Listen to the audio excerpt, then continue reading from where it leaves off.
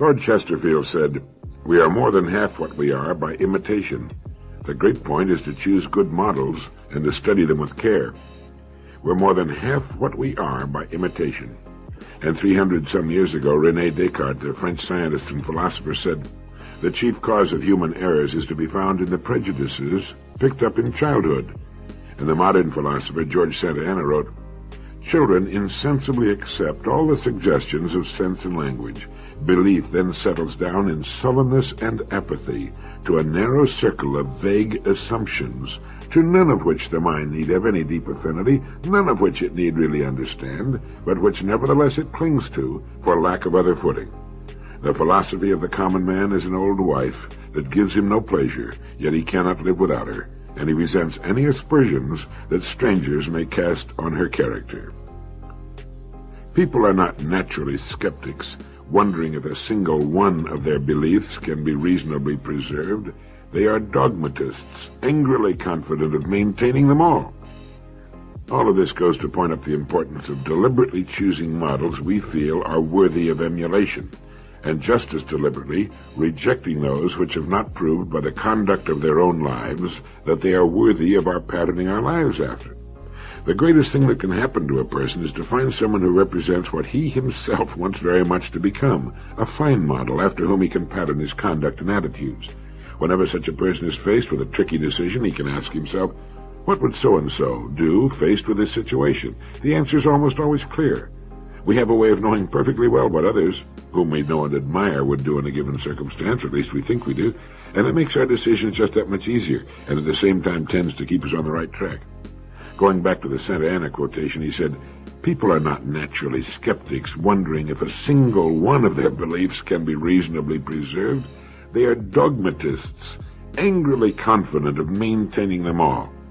We should be skeptics with regard to our beliefs unless we have been privately convinced that they are true and worth having.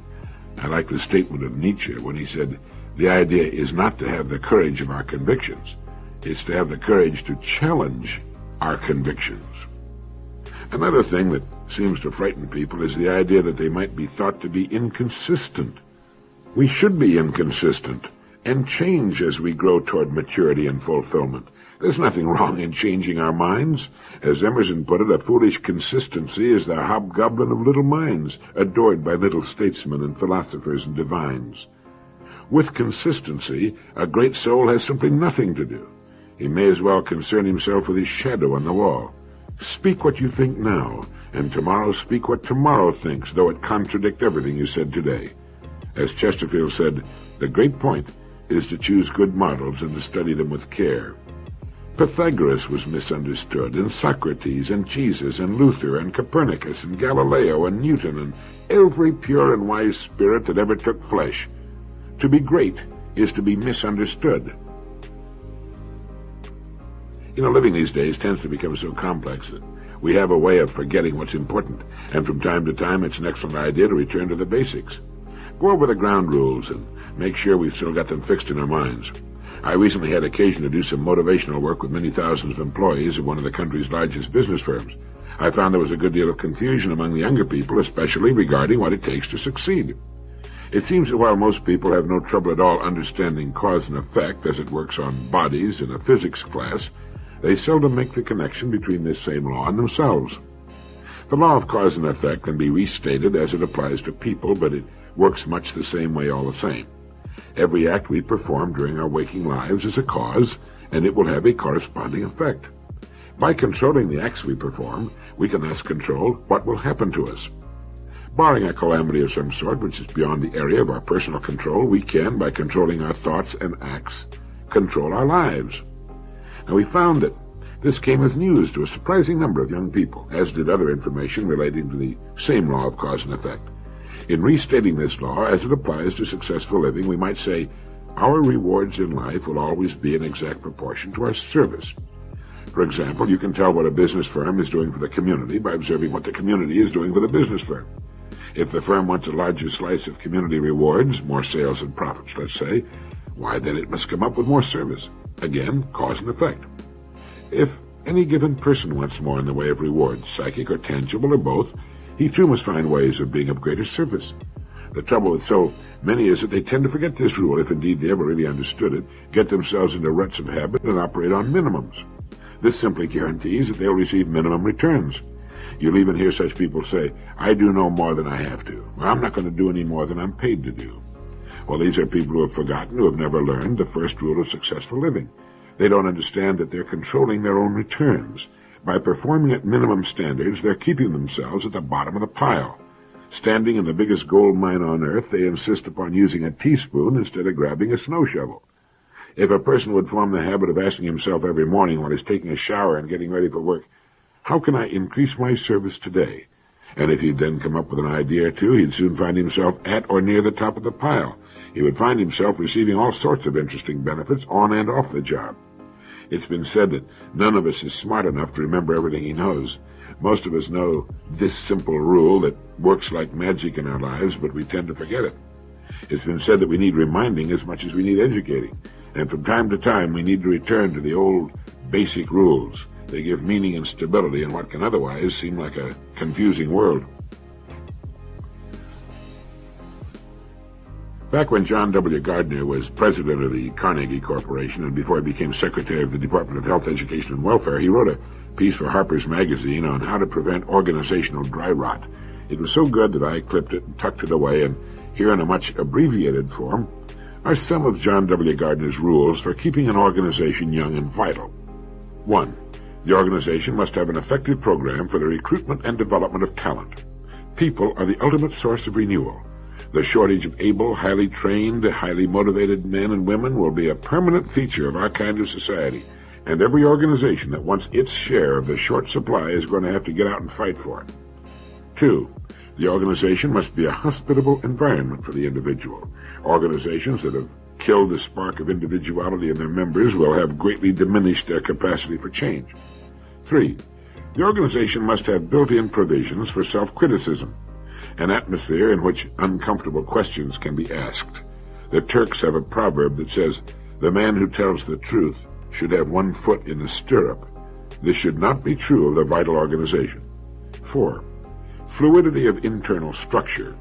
There have to be departments and divisions, but jurisdictional boundaries tend to get set in concrete. Pretty soon, no solution to a problem is seriously considered if there's any danger that it will threaten jurisdictional lines. 5. An adequate system of communication. Easy, effective communication. 6. The organization must have some means of combating the process by which men and women become prisoners of their procedures. The rule book grows fatter as the ideas grow fewer. Some years ago, a wholesale firm noted that some of its small shopkeeper customers were losing money because of antiquated merchandising methods.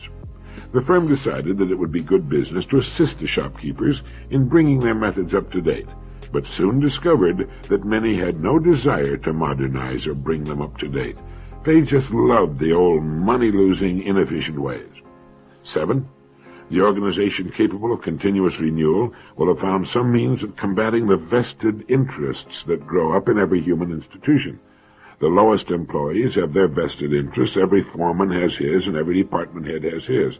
Every change threatens someone's privileges, someone's authority, someone's status. 8. The organization capable of continuous renewal is interested in what it is going to become and not what it has been. 9. An organization runs on motivation, on conviction, on morale. People have to believe that it really makes a difference whether they do well or badly. They have to care. They have to believe that their efforts as individuals will mean something for the whole organization and will be recognized by the whole organization. Change is always risky, usually uncomfortable, also painful. It isn't accomplished by apathetic men and women. The future of a country or an organization of any kind depends on its capacity for self-renewal, and that in turn depends on the vitality of the organization and individuals that make it up. Here's a little exercise in imagination for you. Let's say you were shipwrecked and found yourself in a small boat or on a small island with a handful of other survivors. How long do you think you would all get along well together? How long would it be before different personalities would begin to chafe and wear thin? Well, a family is in many ways like a small group marooned. The members of the family are stuck with each other. Every morning, every night, and on weekends, the little group must get together and live together. No two of the members are alike. Each has a completely different personality, different likes and dislikes. Each has problems which he or she considers to be important. Each sees the world and life from his own unique viewpoint and interests. Yet they must live close together in the most intimate of relationships for years, year after year after year. And this can give you an idea why the happy, loving family is about as rare as 25-carat diamonds.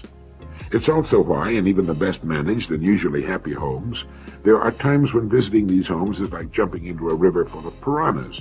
Someone reached the breaking point when someone else goes a little too far and suddenly war is declared. It's believed that much of the discord in the average household could be avoided if more people realize that they're in this lifeboat or small island predicament. That is, if they understood a little better that human beings, any and all human beings, have trouble getting along when they're jammed into close quarters for an extended period of time. The man and his wife and the kids who are old enough to be reached with this idea need to understand that the problem does not necessarily lie with Charlie or Joan or little Willie or whatever their names are. They need to understand that the same problem would exist no matter who on earth they happen to live with. Everyone has faults, moods. Changing husbands or wives and raising new kids is nothing more than changing one set of problems for another. A friend of mine was married 6 times in his search, I suppose, for the one woman that he could live with amicably for an extended period. The only thing this achieved was to keep him broke paying alimony and making settlements. I think he finally came to the realization that there is not a woman on earth he could live with in a constant state of bliss. He, of course, had no intention of changing, and the same problem that brought about the divorces with numbers 1 and 2 brought about divorces numbers 3 through 6. I think the lifeboat analogy is particularly apt because a home is, in many respects, like a lifeboat. It's the way to life and survival, but the problems are built in and should be discussed so that every member of the family makes a constant, conscious effort to contribute to the well-being and success of so precarious a journey. Understanding the problem could keep someone from being pitched overboard. When all the people in a boat are pulling together, each one giving of himself for the good of all, the odds are good they'll have a safe journey. Well, how are you doing in the enthusiasm department these days? The saddest days of our lives are those days in which we can find nothing to be enthusiastic about. I think you can say that a person's enthusiasm is in direct proportion to the importance of what it is he's looking forward to. Thus, there are all sorts of degrees of enthusiasm. People tend to be mildly enthusiastic on Fridays simply because it's the last day of the week and they've got a free weekend coming up. People tend to be more enthusiastic about going home after work at night than they are about leaving for work in the morning. But the most fortunate people on earth are those who live most of their lives in a state of energizing enthusiasm. And you know what the key to enthusiasm is? Well, there are 2 keys, really. One comes from learning, the other comes from accomplishment. Learning new things tends to keep our enthusiasm high. Perhaps this explains the natural enthusiasm of children. If you've paid much attention to children, you've noticed that they're naturally enthusiastic and they're naturally happy. The reason adults tend to lose a lot of their enthusiasm for living is that they usually stop learning. As soon as school's over, they take the stand, consciously or unconsciously, that they know enough. Any learning they do from that point on, they do passively through the natural passage of time and experience, or again, passively through the media of newspapers, radio, and television. If new learning comes to them, it does so largely through no efforts, or at least minimal efforts on their part. Learning little that is new or interesting, their lives become repetitious and settle down into well-worn grooves. They see the same people and go through the same motions every day, and gradually or quickly or all or most of the enthusiasm fades from their lives. The second key usually ties in with the first, the second key being accomplishment. It's pretty hard to accomplish something new without first learning something new, even if the accomplishment is limited to improving one's golf game or making furniture in the basement. But we're enthusiastic when we're working on a project we want to complete or master. The key word there is want. It has to be something we want very much to do, as opposed to those duties and projects we must do whether we like them or not. Did you ever get a good look at a dog's face when he's chasing a rabbit? It's the happiest, most alert expression you'll ever see in your life. He's got something wonderfully worthwhile to do, and he's having the time of his life trying to do it. You'd hardly know it was the same dog you saw snoozing and twitching on the back porch before the rabbit came into the picture. He couldn't even keep his eyes open then. It's the same with people. The rabbit may be different for each of us, but it's our job to flesh it out. The word enthusiasm comes from the Greek word entheos, which means the God within. And the happiest, most interesting people are those who have found the secret of maintaining their enthusiasm, that God within. You know, one of the most difficult things to teach, and because of this, the most difficult thing for a person to learn, is the all-powerful force of faith or belief. As the great Dr. Ernest Holmes once put it, and he devoted his life to the teaching of this great truth, here's a power which every person has, but which few people use consciously. One man does not possess this power above another, or to a greater degree. Everyone has it, since everyone lives and has consciousness. The question, then, is not, do we have the power? It is merely, are we using it correctly? Dr. Alexis Carrel, the great Nobel Prize-winning physician, said that when a person discovers the extent of his powers by the conscious and correct use of faith or belief, or whatever you want to call it, he finds that there has been introduced an entirely new set of laws into his experience. New to his experience, yes, but the laws are not new themselves. When a person discovers what the power of belief can mean, how it can revolutionize a life for the better, he is at first astounded until he realizes that his former life was operating on the same principle. The difference is that the person who understands uses this power for good to achieve the things he wants to achieve, while the person who does not understand uses the same power to hold himself back, to limit himself, and to live a sort of half-life, a second-hand life. It would be a great surprise to most people to discover that the very law which now holds them back, holds them in a kind of bondage, is the very same law which could free them if they just used it in a slightly different way. To illustrate this point, Dr. Holmes would quote the poem which goes, "One ship drives east and another drives west, with the self-same winds that blow. 'Tis the set of the sails and not the gales which tell us the way to go." Now, this makes a good point. With a sailboat, you can go east or west, steer onto the rocks, or bring it gently to anchor in a snug harbor, all with the same wind, blowing in the same direction. It's all up to you and the way you handle the tiller and the sails. And when you're talking about faith and belief, you have to bring in the greatest book ever written, and the greatest teacher of the ages on this subject. And he summed it all up when he said, "Go thy way, and as thou hast believed, so be it done unto thee." This is the sentence or the glory of every human being. As he believes, so is it done unto him. But the power of belief is with him.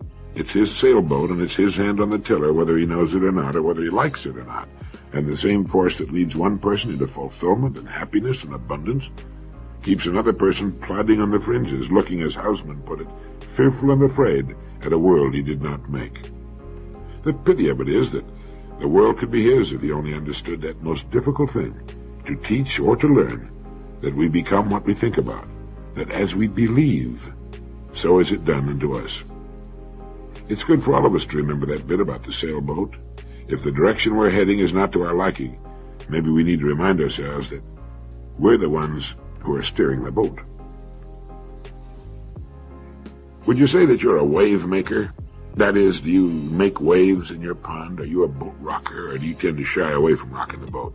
Supervisory Management had something interesting on this, written by Mr. R.S. Reynolds, Jr. He said a business managed by men who are playing it safe cannot thrive. Take a look at the top 100 companies today. They're the doers, the innovators, and they reached the top because they refused to play it safe. Now, it's common knowledge that some people resist change because it threatens their status and security. They're afraid that innovation will rock the boat. But you don't get superior performance from people who are afraid the boat will rock. You get it from ones who want to row, or at least help row the boat. Now, what are the earmarks of the manager who helps mold the company instead of being molded by his own routine, his fear of change? He makes things happen. He's an innovator. He can be judged by the men who work for him. By delegating his work to good men, he helps them grow in their jobs, frees himself for further innovation. He's a skilled organizer. He's more a generalist than was yesterday's manager. He understands all phases of the company's operations, is quick to recognize new problems and opportunities. So said Mr. Reynolds. Each of us should, from time to time, rate himself on his skills as a manager. Everyone's a manager of something. To begin with, each of us is the manager of his own life. A husband and wife have substantial responsibilities as management people, especially when the children are involved, and their own well-being. But getting back to business management, I'm fortunate in that I regularly associate with top management people of some of the biggest and best companies in the world. They're clients of ours. And the one thing they have in common is that they're always up to something. There's always something exciting in the wind. The minute the boat starts to settle down, about 50 people grab the gunnels and start shaking it for all they're worth. They make mistakes from time to time. They're bound to. But they also make a lot of right decisions, too. Decisions that keep their companies moving up and ahead of the pack. In the executive offices of these companies, you're struck by a feeling of youth, even though the original founders may have been dead for decades. The fact that last year's sales ran into the billions of dollars doesn't mean a thing. That was last year. Yes, as Mr. Reynolds said, take a look at the top 100 companies today. They're the doers, the innovators, and they reached the top because they did not play it safe. The same thing will apply to the top 100 business firms in any big city in the country. They're managed by people who know that the smoothest water is the shallowest, and that's where the rocks lurk. How are you doing in the wave-making department? You never get promoted when no one else knows your current job. The best basis for being advanced is to organize yourself out of every job you're put into. Most people are advanced because they're pushed up by the people underneath, rather than pulled up from above. Here are a few reminders for those of us who expect to survive and prosper in the world of business, and advice for the person who plans to go into business for himself or rise in the ranks of the modern corporation. This first bit of advice was written by the well-known publisher and speaker Red Motley, who is a good friend of mine.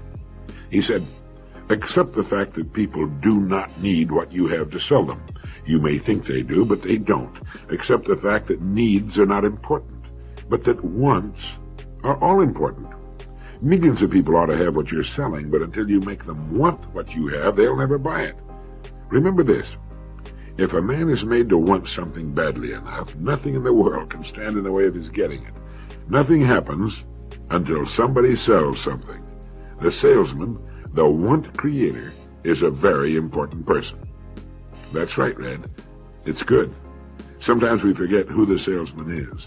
He's the man with the briefcase getting on the plane, and he's the man knocking at your door.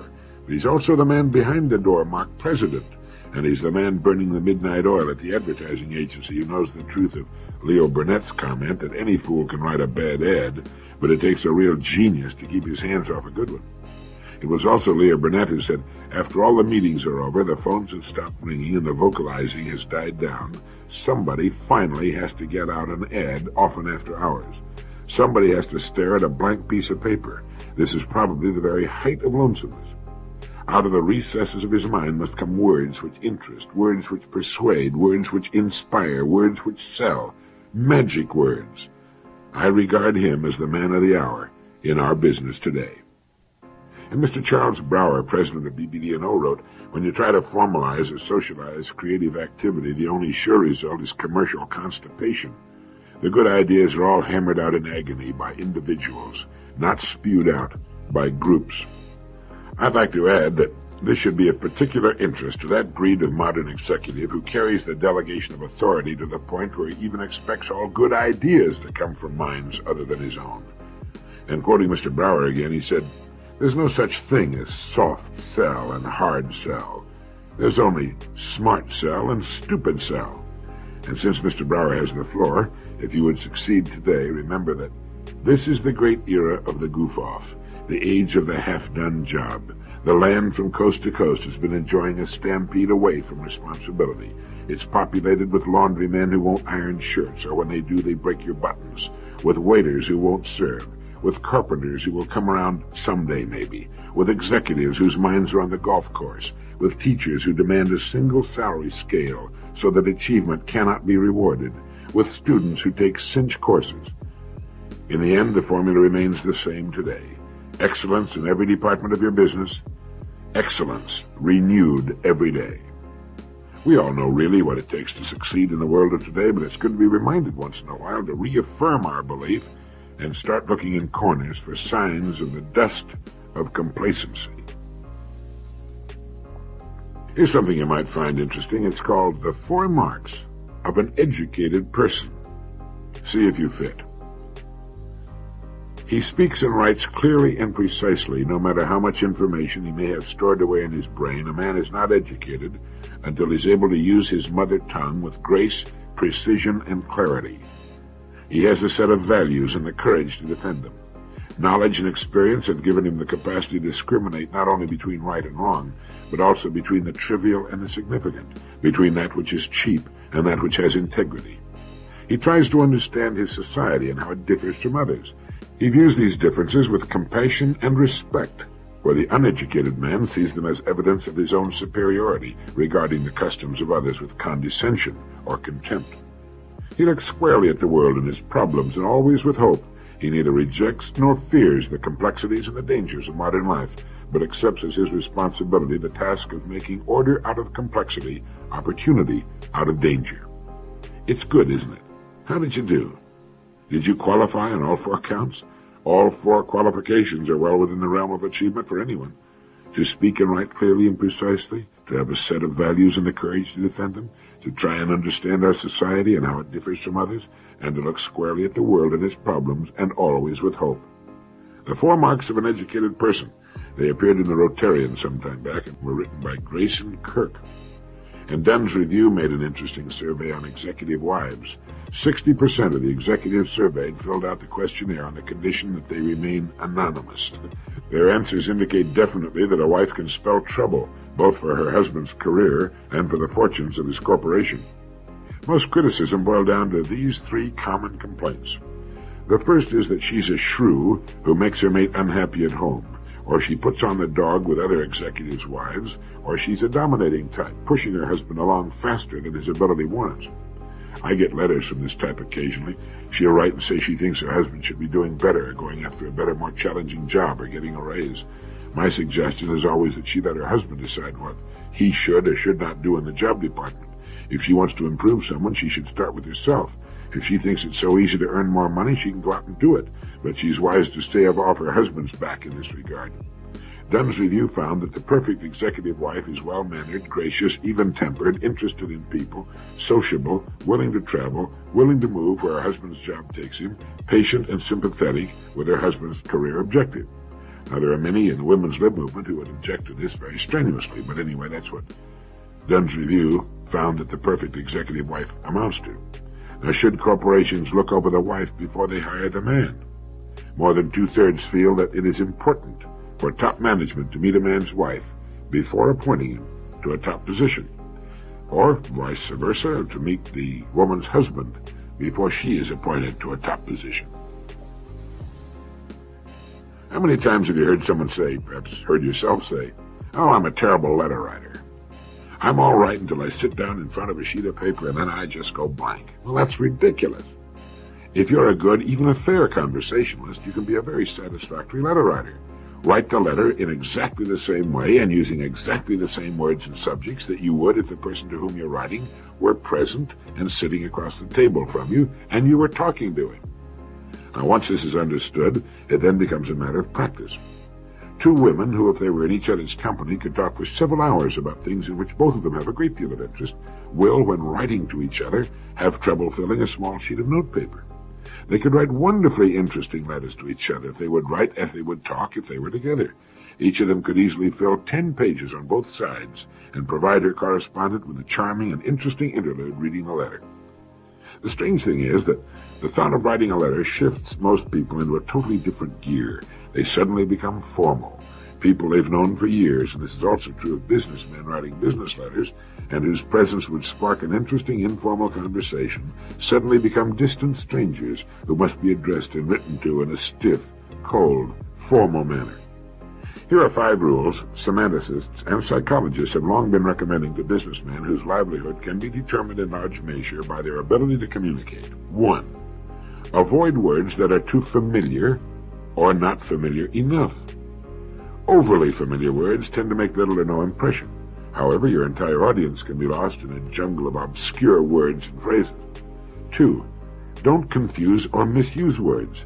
The dictionary is your best friend here, and careful checking can save you unnecessary embarrassment. For example, the word correspondent, spelled with 2 R's, is someone you communicate with.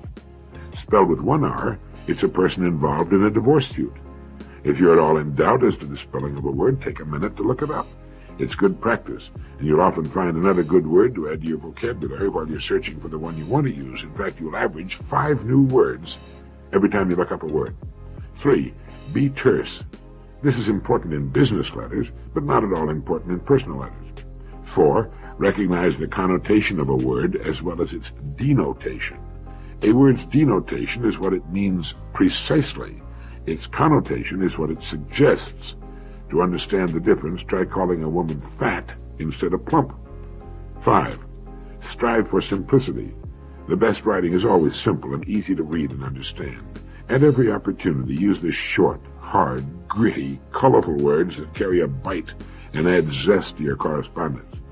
Practice writing interesting letters. Chances are you owe letters to someone.